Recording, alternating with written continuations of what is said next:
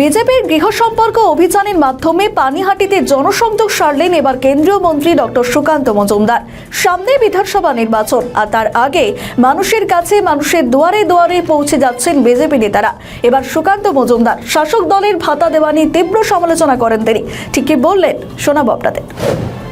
যদি কর্মসংস্থান না হয় তাহলে কতদিন আর এইভাবে মানে অন্য রাজ্যে গিয়ে কাজ করবে, বা কেউ ১,৫০০ টাকার ভাতা নেবে, কেউ ২,০০০ টাকায় ভাতা করলেন আপনি, এই দিন কতদিন চলতে পারে? তো নিজের পায়ে দাঁড়ানো। আজকে আসলেন পানিটি বাড়ি বাড়ি ঘুরছেন।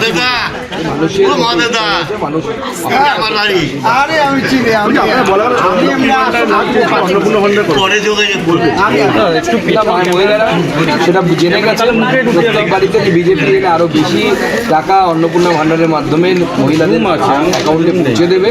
এবং তার সাথেও বড় কথা আমি দেখতে পাচ্ছি ম্যাক্সিমাম মহিলারা বলছেন কাজের কথা, কাজ দরকার একটা হাতে। বাড়ির বেকার যুবক যুবতী, কারো ছেলে, কারো স্বামী, কারো ভাই, কিন্তু প্রত্যেকেরই ডিমান্ড একটাই, সেটা হচ্ছে কর্মসংস্থান চাই, কাজ চাই।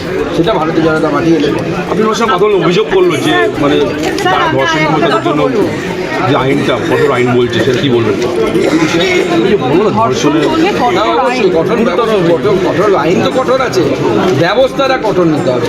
দেখুন, আইন হচ্ছে ততক্ষণ পর্যন্ত কাজের হবে, নখ দাঁত আইনের থাকবে, যতক্ষণ পর্যন্ত সেই আইনকে যারা মাটিতে নামাচ্ছেন তারা যতক্ষণ পর্যন্ত সেই আইনকে সেইভাবে নামানোর চেষ্টা করবেন,